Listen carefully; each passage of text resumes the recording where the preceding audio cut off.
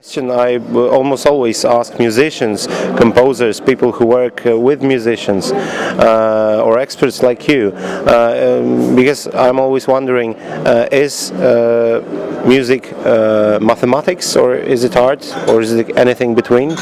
Well, I mean, certainly mathematics plays its role, and going back to the way that a guitar is strung, it's a mathematic formula as to what the notes are and the relationship of the notes and the frequency and so on. Certainly that's it, but that's not the human element of it. That's merely the foundation of how it functions.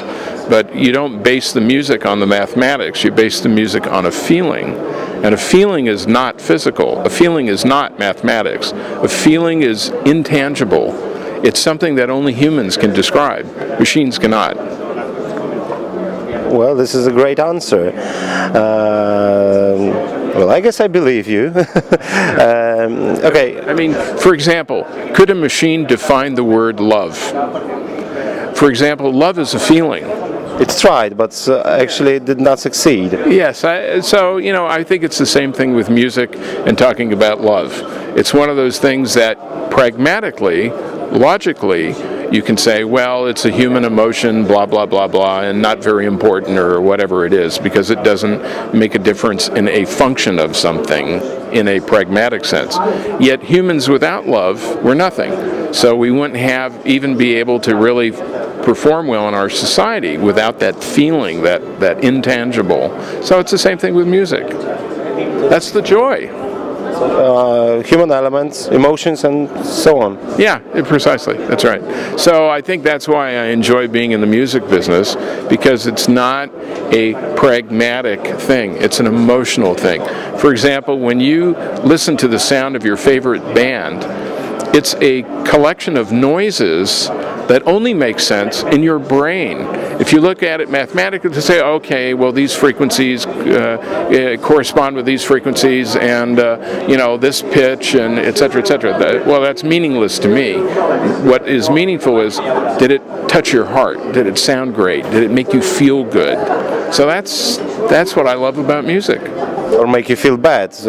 When we talk about Pink Floyd, for example. That's right. Well, yeah, you're right about that. You know, and maybe there's room for that too, because people like to play the blues. One musician, a friend of mine, said that blues is, we don't play blues to make you feel better. You play blues to make the others feel worse. Yeah, I like that. I'll remember that.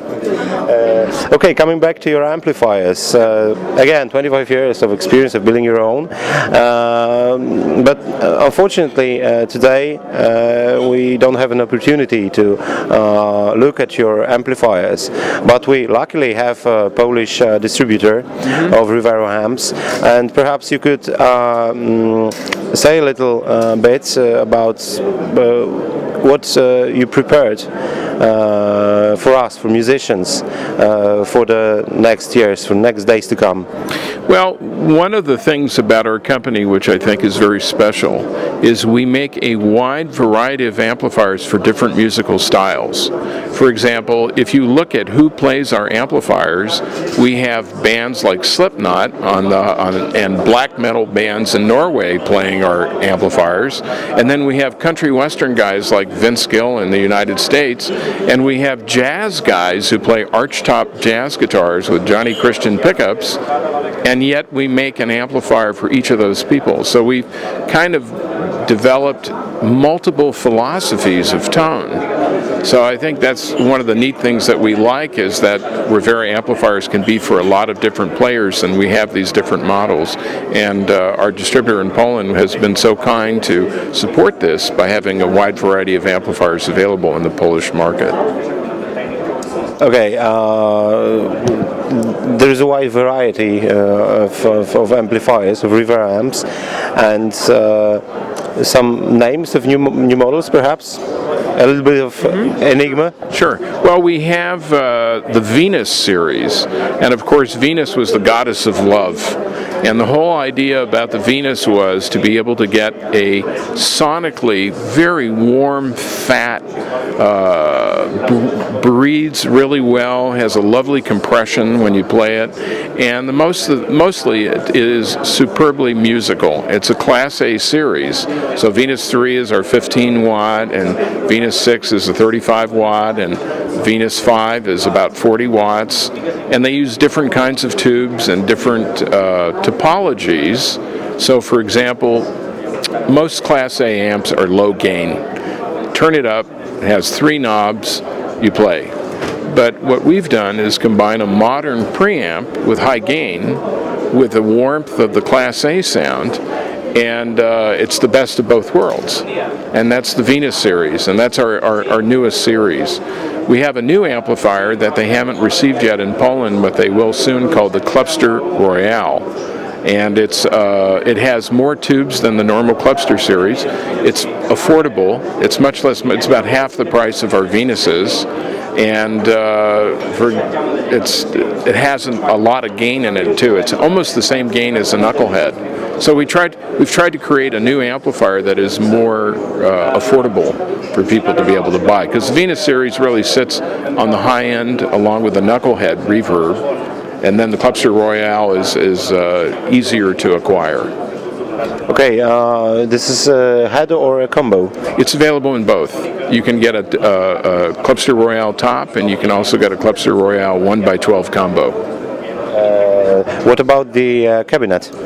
The cabinet, we have 2x12s, 1x12s, 4x12s, a variety of cabinets that are available. I'm not exactly sure what will be stocked in Poland. Unfortunately, the shipping is so expensive on cabinets that it's very difficult for our distributors to carry the whole line.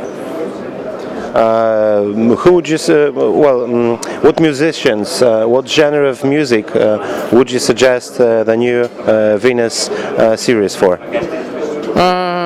I would say it's certainly not a heavy metal amp, and it's more for guys that are trying to get a modern sound that seems like it was built in the 50s. I don't even know how to describe it. It's kind of emerging, like there's an emerging trend where they're going back to the basics of the sounds. Like for instance, you hear that on a lot of clean rhythm playing. It sounds like something out of the 50s and 60s. They're using Rickenbacker 12 strings, and they're using you know, bright, chimey kind of tones and stuff. So those amps would be great for that. And for the distortion side, it certainly is a very, you know, more modern sounding distortion, say, than a 1953 Fender Deluxe. So I would say it's for musicians that are more serious about getting a great tone, and they're also more articulate the way that they play. If you play heavy metal and you're just, you know, barring a chord, this is the wrong amp for you, the Venus series. You know, we make an amp for that. Knucklehead Tray is really great for that kind of music, huge bottom end and so on. So I would say that the Venus series is for people that are more critical of getting a great musical tone. Okay, and a few words about musicians or bands who use the equipment, Rivera amps. You said Slipknot, who else? Yeah, Mick Thompson of Slipknot uses our stuff, and if you look on our Rivera TV channel, as well as you go on the Rivera.com site, you can see a list of musicians kind of who are in the studios, who are using our gear. We're friends with a lot of the producers in Los Angeles, like for example, Bob Rock did the latest Tool album, and the guitar player from Tool used our amplifiers on their tracks, on multiple tracks, not the entire, all tracks. He has 2 old vintage Marshalls that he has me service. He's the only guy I will repair Marshalls for, is a guitar player from Tool. But anyway, Rivera is on that Tool album, and we have bands like Pennywise that have the Venus series all over it, and of course we have bands like Depeche Mode. Yeah, and we have bands like Martin Gore from Depeche Mode, which has a lot of the amplifiers, and it goes, the list is long. So the best of the best. Thank you very much. I appreciate it. Nice to meet you as well.